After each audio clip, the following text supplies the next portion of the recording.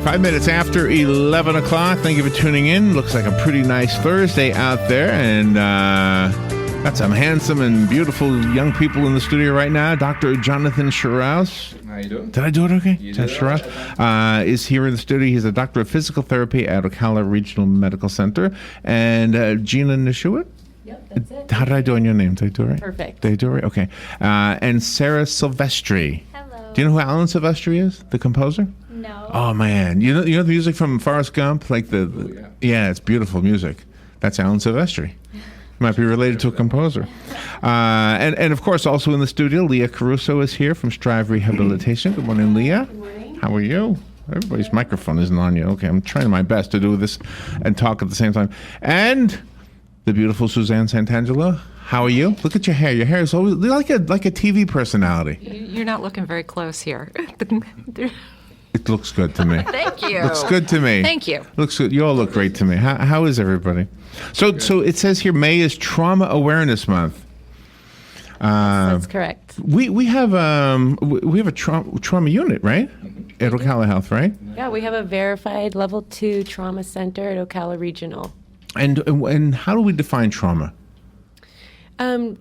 Well, trauma is an injury, so it's a type of injury, and an injury is defined by damage caused to the body, usually by an outside force. So our trauma center is about 3 years old, and we serve 3 counties. We serve Hernando, Citrus, and Marion. Oh, wow. And we also serve parts of Levy, Sumter, and Lake County. Before our trauma center, people had to travel even further when they experienced an injury that needed high-level care. More recently, if I could tell you more about my role at the trauma center, I started in late February. I'm the injury prevention coordinator. And like I said, we're a verified level 2 trauma center. So it's required by the American College of Surgeons to have someone go out and work with the community and try to decrease those traumatic injuries. Oh man, what a task! So what we do is we look at the highest mechanisms of injury, and that is the top reasons why people are going to the trauma center. Okay. So is it not cars, or is it not a vehicle? So motor vehicle crashes is one of the top Okay, mechanisms okay. of injury. In February, we had an event called Save a Life Tour. We had it at CF, where we invited Harley Davidson, and we had some car simulators to show how texting and driving can make you distracted, increase the risk factors for injury. Yeah, I'm guessing that's got to be way up there as the causes, the unnecessary accidents that we hear about all the time. It's one of our top mechanisms. I always say the car went out of control for unknown reasons. Well, So usually there's risk factors associated with every single car accident. So time of day, our ability to see if we're following the speed limit. When we look at the risk factors individually, we can see why these crashes happen. In fact, we don't even call car accidents anymore. We call them car crashes. And that's because that's good. when good we point. use the word accident, we imply that it couldn't have been prevented. And in fact, I just named several factors that when we're not speeding, when we're paying attention to the road, those accidents are less likely to occur. So one of the things that we want to do in the trauma center is raise awareness that injury is preventable. It can be treated like a disease. And that's how we want to tailor this injury prevention program. So you've heard of stroke prevention, obesity prevention. Yeah. These are prevention efforts that we're all really familiar with. Injury prevention, we're not as familiar with it yet, but that's one of the components of this new role is getting out there in the community and saying, hey, we can actually prevent a lot of injury if we just look at these associated risk factors and tackle each one at a time. I come from the old school news thing because I do the news also. And so when I write news, I always use the word accident. Even if the news release says crash, I'll change it and I'll say accident. But I think you just convinced me that the word crash is maybe more appropriate. So accidents do happen. Yeah. There's sometimes we can't control it. But normally, if you look at any event, you can see the risk factors adding up. Yeah. Wow. And we'll get back to, I want to hear about other things that you're helping to prevent that and maybe have nothing to do with vehicles. But let me switch to your left and Dr. Jonathan Shiraz. You've been with us before. Yes, sir. How are you doing? I'm very good. How about yourself? Good. I gotta make your microphone a little bit louder there. So in your world, you're the guy. You're the guy who sees us after we've been stupid. Yes, typically. Yeah. Yes. I mean, physical therapy and occupational therapy in general, we do a lot on the outpatient side. It's a more kind of a structured approach. People come in because they have, like rotator cuff surgery or something. It's predetermined. Right.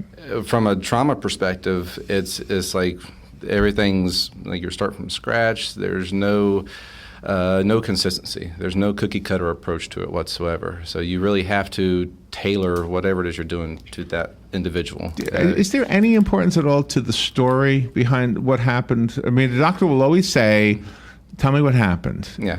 How do you use that information so you can do your job? That's actually a great question, and it's probably something that gets overlooked a lot, in my opinion. But it's like knowing the mechanism of the injury can speak a lot to the character of the individual, the judgment of the individual, the likelihood of the individual to follow your recommendations, or they may still be impaired, because of the injury or because of things that led up to the injury, such as alcohol intoxication or substance abuse or something like that. Yeah. And they can be very challenging patients to work with sometimes. Sometimes we just have to, for lack of better words, let them sleep it off a little bit for a day or two. Oh, no, they come to you with still intoxicated? Oh, yeah. And or they could be, going through detox, going through withdrawals. Do you have to read between the lines sometimes? I mean, in order to actually make typically them... the medical chart paints a pretty good picture for you. So, it does. Okay. Yeah, So, if they have that, so the facts speak for themselves. So if I say I hurt myself tripping over the dog, and it doesn't look like a trip over the dog, if your ETOH levels are off the chart, and I'm like, okay, the dog may have been involved, but there may have been something else that could have led to that as well too. So yeah, well, that is pretty interesting. And Sarah. Yes. Are you studying all this? This is what you're going into? This a field you're going into? Or am I misunderstanding my notes? I don't have any notes for you. Yes, do I? I'm a student physical therapist. Oh, student, okay. I'm studying physical therapy, and I'm interning with Jonathan right now. There are different settings in physical therapy. So right now I'm in the acute trauma setting, so I'm learning that spectrum of it. Oh, really? And is it more than you thought it would be? Yes. Yeah. My expectations, I tried not to have any, but I didn't know that I would like this setting, but I actually really enjoy it and have become very passionate about it. Warms my heart. Well, I've often thought the difference between like trying to treat an animal and treat a human, you can have a dialogue. If you didn't speak the language of humans, or just another language you didn't know, could you help that person with just by looking at how they're walking or how they're using their hands, or? Absolutely. Yeah. And there are patients that we can't talk to, that are intubated or sedated or not responsive, but we're still able to help them. And you can read their facial expressions and, their grimaces and kind of tailor your approach to that. Absolutely, and we also have some great speech therapists that work with us as well too. They get in early, and the trauma team is very good about getting them in there pretty quick. Not only do different swallowing evaluations, which is also very important, people get into their nutrition, but also getting a cognitive assessment. Seeing how with it are these people, and they have different scales that they use, to kind of grade them on that. So we know, how confused are they? Are they able to make their own decisions? Can they have that good of judgment to determine their their own care, or they, with traumatic brain injuries, or maybe pre-existing dementia, for example. And if there's no family there to kind of speak on their behalf, then you can make certain judgment calls. How do you do it? Yeah. So Gina's job is to make sure that you have less work. Preferably. Do you guys want to take phone calls? Oh, we don't have to. Okay, with Yeah, phone calls. that's If you fine. will put your headsets on, you should be able to hear our caller. But first, let me make sure you can hear me through the headsets. Can you? Can you hear me through the headset? Okay. Good morning. Thank you for calling. You're on the air. Hey, good morning. Great program. Quick question for y'all. If you deal with somebody that's deaf, do you have to bring in an interpreter, or do either of y'all know some basic sign language? I'll hang up and get the answer. Thank you. Okay. Thank you. It was cutting up, but I think we understood that, right? Yeah. So oftentimes we, preferably speaking, if the person already has an interpreter that's either in the family or it's a friend that's already there, that's probably more often than not the case. If they're not available, then yes, there are mechanisms that we have in the hospital. I think it's TTY. I want to say is the phone line that we can do if they're familiar with that. Right. Oftentimes, too, if they may be deaf, well, they may still be able to write, or we can write to them. It makes for a much, much longer evaluation process, but at least we can, convey what we need to convey, and so can they. In oftentimes, too, it's kind of hilarious to watch from a bystander standpoint, but we use charades quite a bit.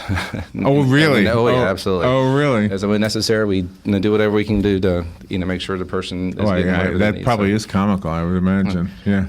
Yeah. It takes a lot of I practice. wonder how hard it is to learn sign language. Robin studied sign language for a little while. Yeah. Robin's taking a lot of pictures, by the way, because our video, ladies, is not working. So we're going to make the video using stills. And yeah, so I don't know what's going on with it. I think the phone line, how bad it just sounded, is part of the reason, because we used the phone line for the internet. Anyway, it's just So let me go back. I want to ask Gina about other things besides cars that we can do to prevent ourselves from being injured. Okay, so one of the things that I want to work on is fall prevention. We have a really unique community here in our area in that we proportionally have a higher level of older adults in our community. Yeah, we sure do. And one of our top mechanisms of injury is falls. Our trauma center is very special in that we treat more older adults than the verified geriatric trauma center in St. Louis. Over 40% of our patients, yes, are over the age of 65. We're leading the nation in our standard of care for older adult trauma treatment. And in fact, other institutions are asking us what we're doing because we treat so many older adults. So I'm working with local organizations to reach our older adult population and try to implement different programs that can help decrease our falls. So talk to them right now. They're listening. I mean, I think this is a demographic that will at least pay attention to what you're saying. I think the drivers who are texting, they're going to hear it. It's going to go in one ear, not the other. Sure. Yeah. So one of the easiest things that we can do to prevent falls is to look at our home environment. And Dr. Strauss could probably speak to this as well, but a lot of falls happen in the home. And it's doing our daily routine activities that we've done for decades. But when we get older or we're on certain medications or our eyesight isn't as good as it used to be, these are those risk factors I was talking about earlier that once they start to add up, that's when injury occurs. That's why I pick ugly shirts, because my eyesight is not like it used to be. It doesn't. It actually looks very nice. This one, thank you. But you see the nice sleeves I got? So if you notice that you or a loved one, for instance, has throw rugs in the home. Oh, yeah. We like to suggest to people, why don't we give those throw rugs to the kids or roll them up and put them in storage, because we see a lot of accidents happen in throw rugs. That makes sense, yeah. in and out of the bathtub. We often suggest that handrails be installed for our older adults, so it makes it easier. Or those rubber mats, so it's slip Not resistant. slippery, yeah. Making sure that you can see in darker areas. So getting up late at night to go to the bathroom, leave that hallway light on. Do you know, I have one to add to the list. My mother fell because she was babysitting a couple of dogs. Yes, that's She wasn't used to walking the dogs, and these were not small dogs. So she went outside and they pulled her down. That happens often, and footwear and balance are also a huge component of fall prevention. Let me go to the phone again. If you can put you'll have your headset on. Dr. Shiraz, there you go. Good morning. You're on the air. Thank you for calling. Good morning. It just seems that senior citizens, for some reason, are more prone to actual fractures or breaking bones, i.e. the hips, etc. And they don't seem to heal as well, or if they're healing, forbid they fall again and re-fracture the hip that is on the mend. And to me, it seems that we have to be more aware of different medicines, certain blood pressure medicines. Mm-hmm. Your blood pressure may be all right, but you could become, very easily become dizzy if you twist the wrong way real fast or something like that. And I've had personal experience with that. But, you have to be aware of what medicines can do for your equilibrium, etc. Yeah. And why does it take so much longer for older person's bones to heal? I'll hang up and listen. Thank you. Thank you. Maybe there's a therapy that you can advise somebody who's susceptible, maybe of nutritional therapy. Can we just put that thought on hold? Got to take a break. Sorry, I know it's radio junk, but we got to take a little break, and it's very short. We've got a commercial and weather, and we'll be right back with the answer to that. The weather is brought to you by myfwc.com. Safe boating is no accident. For this Thursday, a mix of sun and clouds, high 80 to 84. Clear to partly cloudy Thursday night, low 62 inland, 68 at the coast. For Friday, clouds and sun. Watch out for an afternoon shower or thunderstorm, high 81 to 85. And on Saturday, partly sunny, high 81 on the coast, 87 inland. From the Florida Weather Center, I'm meteorologist Joe Lundberg.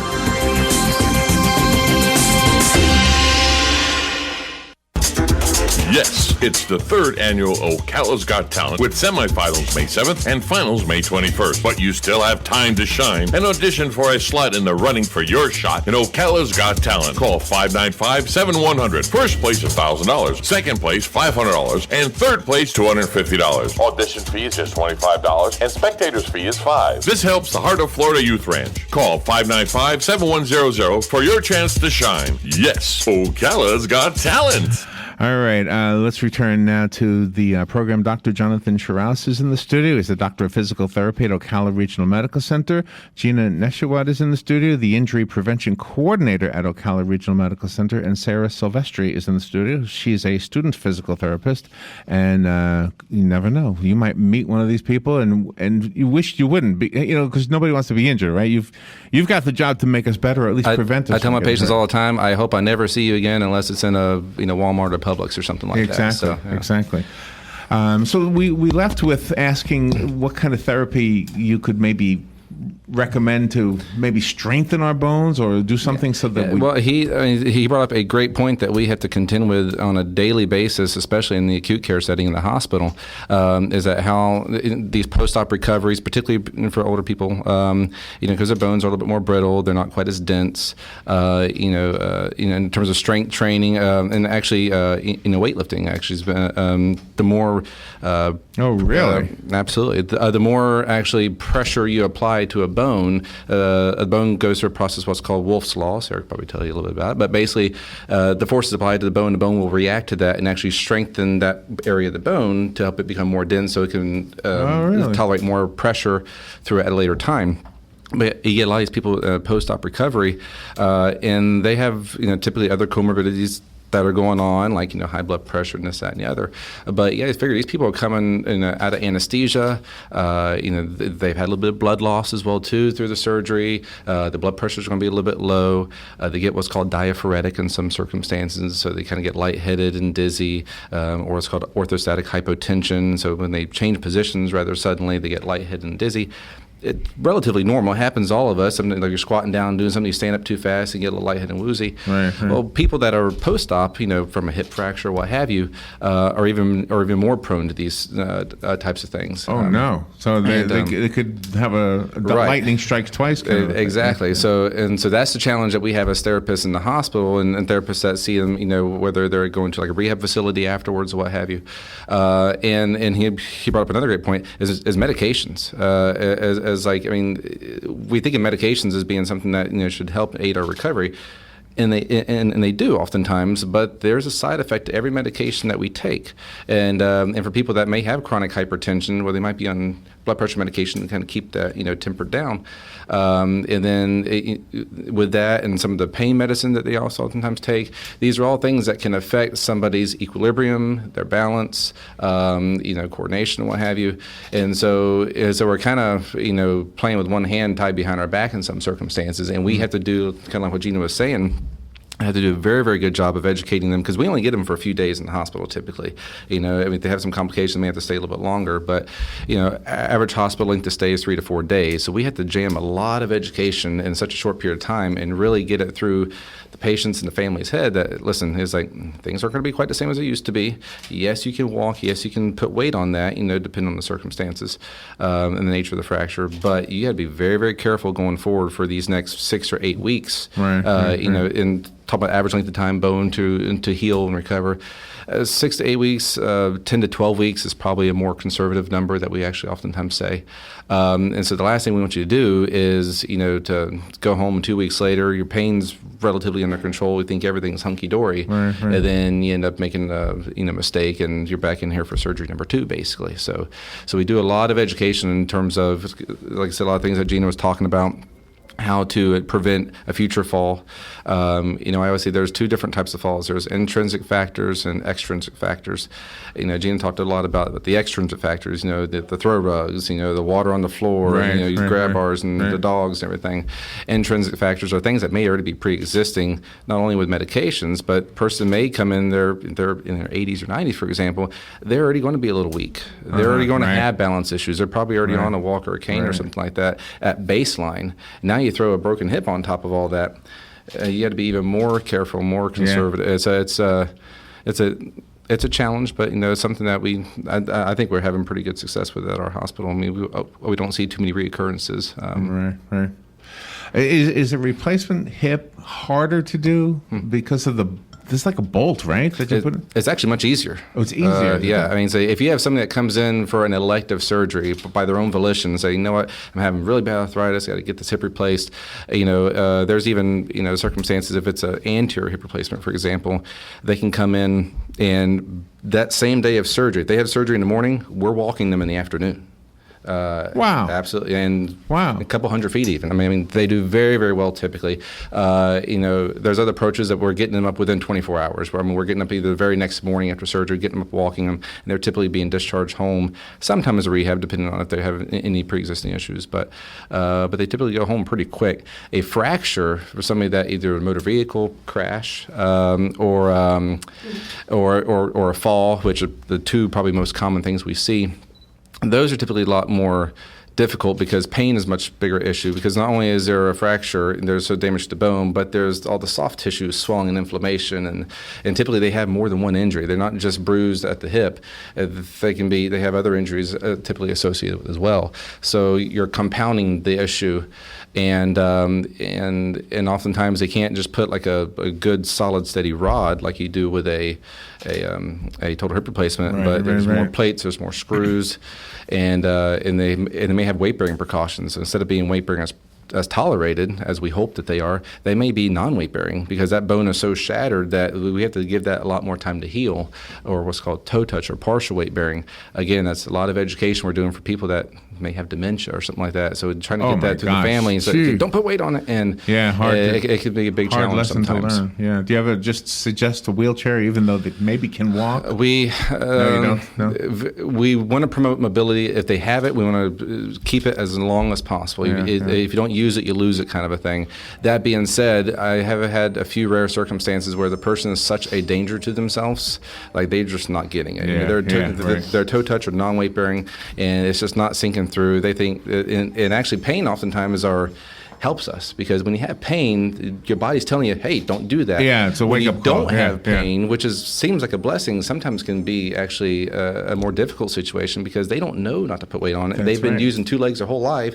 Now you have some young whippersnapper come in there and say that, no, you can't do that, and sometimes they choose not to listen to you. I love that word, whippersnapper. I've always liked that word. I'm old school. So.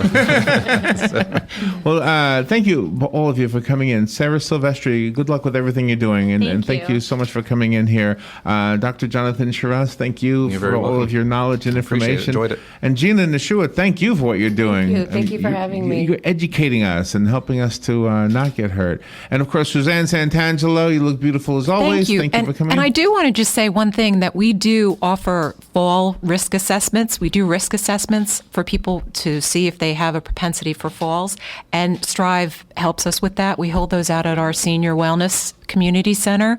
So if they want to call the 800 number, our health line, 800-530-1188, and find out when the next assessment is going to be held. Thank you for doing that. And Leah, do you want to give out any information? Thank you, first of all, for coming in. Well, thank you for having us. And sure, again, Strive's numbers are 352-351-8883.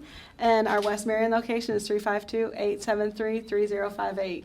And like Suzanne was mentioning, I think one of the falls preventions is next month with Dr. Shiraz. I think I'm actually the one doing it probably. So, yeah. Oh, really? So call and make your appointment. Yeah, definitely. Yeah. All right. And again, thank you all for coming in here, and hopefully we'll see you all again. Thank you. But in here or Thanks in Walmart. for having us. Yeah, Yes. here or Walmart. Yeah, nowhere else. Not at the hospital. All right, we will take a little break, and we'll be right back. Fun with Joe is up next.